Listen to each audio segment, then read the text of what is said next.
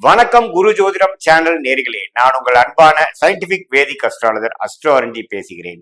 நல்லது நினைப்போம், நல்லதே நடக்கும். இந்த வீடியோல கடகராசிக்காரர்களுக்கு 2025 தமிழ் புத்தாண்டு. தமிழ் புத்தாண்டுங்கிறது எப்படின்னா ஏப்ரல் 14ஆம் தேதி, அதாவது சித்திரை மாதம் முதல் நாள் இருந்து அடுத்த வருடம் ஏப்ரல் 13 2026 வரைக்கும் இருக்கக்கூடிய அந்த ஒரு ஆண்டு தமிழ் புத்தாண்டு என்று சொல்லப்படுகிற அந்த ஒரு ஆண்டு எத்தகைய ஒரு ஆண்டாக கடகராசிக்காரர்கள் இருக்க போகுதுங்கிற நம்ம பார்க்க போறோம். அதற்கு முன்னாடி ஃபர்ஸ்ட் டைம் நமக்கு சேனல்ல வரவங்க சப்ஸ்கிரைப் பண்ணுங்க. இதுவரை சப்ஸ்கிரைப் பண்ணாதவங்க பண்ணுங்க. ஸோ தட் தொடர்ந்து நம்மளோட வீடியோஸ் வந்து உங்களுக்கு வந்து சேர்ந்து அதனால நீங்க பயன் பெறுவீர்கள். ஃபைன். இப்ப பாத்தீங்கன்னா கடகராசிக்காரர்களுக்கு 2025 தமிழ் புத்தாண்டு எத்தகைய ஒரு ஆண்டாக இருக்க போகுதுன்னு பார்க்கும் பொழுது, ஆண்டு கிரகம் என்று சொல்லப்படுகிற குரு பகவான் பாத்தீங்கன்னா மே 15ஆம் தேதி 2025 இதுவரை கடகராசிக்கு 11ஆம் இடத்திலிருந்து ஓரளவுக்கு நல்ல பலனை, அதாவது அஷ்டம சனியை இருக்கக்கூடிய அமைப்பை கொஞ்சம் கட்டுப்படுத்தி ஓரளவுக்கு பலனை கொடுத்துட்டு இருந்த குரு 12ஆம் இடத்துக்கு வந்து 6ஆம் இடத்துக்கு கனெக்ட் ஆகிறது. அதோட வீடாகிய தனுசு ஆகிய 6ஆம் இடத்துக்கு கடகராசிக்கு வந்து பார்க்கிறது வந்ததுன்னா ஒரு வித மாற்றத்தை கொடுக்கக்கூடியதுங்க. அதே சமயத்துல 4ஆம் இடத்தையும் பார்க்கிறார், அதே சமயத்துல 8ஆம் இடத்தையும் பார்க்கிறார். அதே சமயத்துல சனி மார்ச் 29ஆம் தேதியே பாத்தீங்கன்னா அஷ்டம சனியிலிருந்து விடுபடக்கூடிய அமைப்பு வந்து கடகராசிக்காரர் கொடுக்குது. ஸோ கடகராசிக்காரர்களுக்கு அஷ்டம சனியிலிருந்து வெளியில வந்தது உடனே புத்தாண்டு பிறக்கிறது ஒரு அற்புதமான விஷயம். ஸோ நல்ல மாற்றங்கள் நிறைந்த ஒரு ஆண்டாக இருக்க போகிறது. ஏன்னா அஷ்டம சனியிலிருந்து வெளியில வர்றதே பார்த்தீங்கன்னா ஒரு ஒரு பல பல விஷயத்துல உங்களுக்கு அந்த தாக்கத்தை கொடுக்கும். பல விஷயத்துல அதை உணரக்கூடிய அமைப்புகள் கண்டிப்பா கொடுக்கும். ஏன்னா சில விடையே தெரியாத சில விஷயத்துக்கு உங்களுக்கு விடைகள் தெரிய ஆரம்பிச்சிடும். ஒரு கிளாரிட்டி கிடைக்கும். அடுத்த ஸ்ட்ரெச் வாழ்க்கையில நம்ம அடுத்த 1 வருஷம் 2 வருஷம் எப்படி வாழ போறோம் அப்படிங்கிறதுக்கு ஒரு கிளாரிட்டி கொடுக்கக்கூடிய அமைப்பு இருக்கும். இந்த கடந்த 2 வருடமாக சில விஷயங்கள் வந்து லெஃப்டும் போக முடியல, ரைட்டும் போக முடியலன்னு ஒரு இக்கட்டான ஒரு சூழ்நிலையில கன்ஃபியூஷனா இருக்கக்கூடிய அமைப்புகள்லாம் படிப்படியாக தமிழ் புத்தாண்டு ஆரம்பிச்சதுக்கு அப்புறம் பாத்தீங்கன்னா படிப்படியாக குறைந்து ஒரு நல்ல அமைப்பை கொடுக்கக்கூடிய ஒரு ஆண்டாக தமிழ் புத்தாண்டு வந்து கடகராசிக்காரர்களுக்கு அற்புதமான பலன் கொடுக்குது. ஏன்னா அஷ்டம சனியிலேருந்து விலகிறதே பார்த்தீங்கன்னா பெரிய ஒரு நல்ல விஷயம் தான். பெருசா உங்களுக்கு வந்து பெனிஃபிட்ஸ் கோடி பெரிய அமைப்புல கொட்டினாலும் பரவாயில்ல. ஒரு பிரச்சனையிலேருந்து வெளியில வர்றதே ஒரு நிறைய நல்ல ஒரு விமோச்சனத்தையும் ஒரு பெருமூச்சும் விடக்கூடிய ஒரு அருமையான அமைப்பா இருக்கு. அதே சமயத்துல ராகு பாத்தீங்கன்னா 9ஆம் இடத்துல இருந்த ராகு 8ஆம் இடத்துக்கு வந்தாலும், சனி இருக்கிற இடத்துக்கு வந்தாலும் குரு பார்வை பெறுவதனால கொஞ்சம் இன்டைரக்டான இன்கம், கொஞ்சம் வரவேண்டிய பணம் வந்து வசூலாகிறது, ஷேர் மார்க்கெட் அது மாதிரி விஷயத்துல கொஞ்சம் சம்பாதிக்கிறது, ஒரு இடத்தை கொடுத்து சில பிரச்சனைகளை சால்வ் பண்ணிக்கிறது, நண்பர்கள் வீட்டில் இருக்கக்கூடிய மனைவி மூலமாவோ, மனைவியா இருந்தா கணவர் மூலமாவோ சில பெனிஃபிட்ஸ் வர்றது, அது மாதிரி கொஞ்சம் அன்ஏர்ன்ட் இன்கம், இன்ஹெரிட்டன்ஸ், அடுத்தவங்க பணம் சொத்து அது மாதிரி விஷயத்துலயும் பெனிஃபிட் வரும். ஸோ வெளிநாடு போகணும்னு நினைக்கிறவங்களுக்கு வெளிநாடு போகக்கூடிய அமைப்பு. இவ்வளவு 2 வருஷமா நான் ட்ரை பண்ணிட்டு இருக்கேன், ஒரு நல்ல வேலை மாற்றமே கிடைக்கல அப்படிங்கிறவங்களுக்கு நல்ல வேலை மாற்றம்.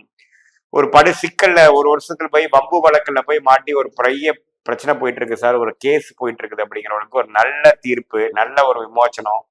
அது மாதிரி பலதர மக்களுக்கும் பாத்தீங்கன்னா அவங்கவுங்களுடைய பிரச்சனைக்கு தகுந்த ஒரு நல்ல சொல்யூஷன் கிடைக்கக்கூடிய அமைப்பு வந்து சனி வந்து அஷ்டமத்தில் இருக்கக்கூடிய சனி விலகி பாகிஸ்தானத்துக்கு போகும்பொழுது அந்த இக்கட்டான சூழ்நிலை, வெளியில சொல்ல முடியாத சில பிரச்சனைகள், மனம் வந்து ஒரு சோர்வடையக்கூடிய அமைப்புகள், சோசியல் லைஃப் வந்து குறைச்சிக்கிட்ட ஒரு அமைப்புல இருந்த அஷ்டமி சனிக்காரர்கள் இப்ப இயல்பான ஒரு வாழ்க்கைக்குள்ள வரக்கூடிய ஒரு அமைப்பாக கண்டிப்பாக இருக்குதுன்னு நம்ம தெரிஞ்சுக்கணும்.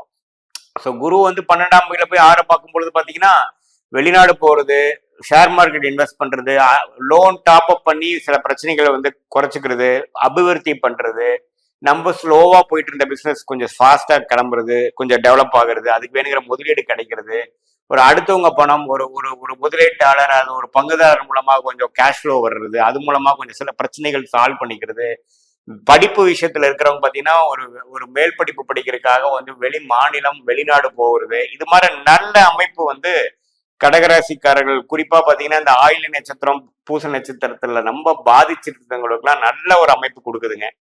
ஸோ கண்டிப்பா வந்து புனர்பூசம், அந்த புனர்பூச நட்சத்திரோட கடைசி 2 பாதம், கடைசி பாதம், அதே சமயத்துல பூச நட்சத்திரம் 4 பாதம், ஆயில்ய நட்சத்திரம் 4 பாதம் இருக்கிறவங்களுக்குலாம் ஒரு நல்ல ஒரு மாற்றம். குறிப்பா ஆயில்ய நட்சத்திரக்காரங்களா 2024 முழுக்க ஒரு மாதிரியான ஒரு அமைப்பு, வெளியில சொல்ல முடியாத ஒரு அமைப்பு, ஒரு இக்கட்டான சூழ்நிலை, ஒரு நாளும் ஒரு மாதிரி விடியுதுங்கிற மாதிரி ஒரு அமைப்பு, இதுவரைக்கும் நல்லா போயிட்டு இருந்த ஹஸ்பண்ட் ஒய்ஃப் ரிலேஷன்ஷிப்லாம் கொஞ்சம் பிரச்சனையாச்சு, கொஞ்சம் நண்பர்களுக்குள்ள பிரச்சனை, ஃபினான்ஷியலா கொஞ்சம் பிரச்சனை, இதெல்லாம் கொஞ்சம் இருந்ததெல்லாம் இழந்தோம். திடீர்னு ஒரு மாதிரி சில விஷயங்கள்லாம் நடந்து முடிஞ்சு விட்டதுங்கிற மாதிரி ஒரு அமைப்பு இருக்கிறவங்களுக்குலாம் கொஞ்சம் படிப்படியான இயல்பான சுமூகமான ஒரு வாழ்க்கை சிச்சுவேஷனுக்குள்ள வரக்கூடிய அமைப்புகள் கண்டிப்பாக இந்த கடகராசிக்காரர்களுக்கு இந்த தமிழ் புத்தாண்டு 2025க்கு ஒரு 2 வாரம் முன்னாடியே நடக்கக்கூடிய சனிப்பெயர்ச்சி கொடுக்குதுங்க.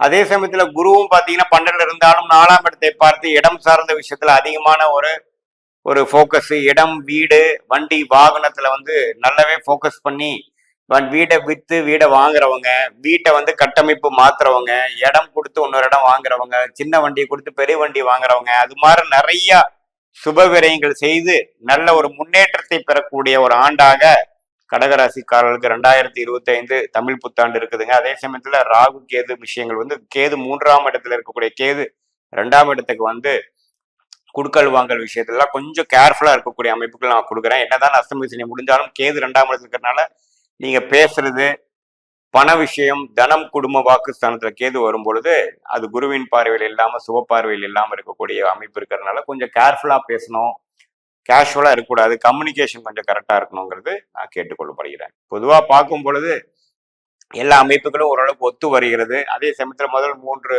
மாதங்கள் பார்த்தீங்கன்னா செவ்வாயே வந்து ராசிக்குள்ள இருக்கும் பொழுது கொஞ்சம் கோபதாபங்கள் வரக்கூடிய அமைப்புகளா இருக்கு. கொஞ்சம் வந்து விவேகமாக இருந்தா பிற்பகுதி வந்து மார்ச் ஏப்ரலுக்கு அப்புறம் வரக்கூடிய ஜூன் மாதம், மே ஜூன்ல இருந்து ஒரு நல்ல பலாபலன்கள் கொடுக்கக்கூடிய அமைப்பு. இதுவரை 2 வருடமாக கஷ்டப்பட்டு இருந்த ஒரு மாதிரியான ஒரு வெளியில சொல்ல முடியாத சில பிரச்சனைகள், ஒரு ஒரு ஒரு மாணவர்களா இருந்தாலும் சரி, சீனியர் சிட்டிசனா இருந்தாலும் சரி, வியாபாரிகளா இருந்தாலும் சரி, யங்ஸ்டர்ஸா இருந்தாலும் சரி, வேலையில இருக்கிறவங்களா இருந்தாலும் சரி, எதுவுமே பாத்தீங்கன்னா ஒரு பெரிய ப்ரோக்ரஸ் இல்லை, ஒரு மாதிரி ஸ்லோவா தான் போயிட்டு இருக்குது அப்படிங்கிறவங்களுக்குலாம் ஒரு நல்ல மாற்றத்தை கொடுக்கக்கூடிய அமைப்பு வருதுங்க.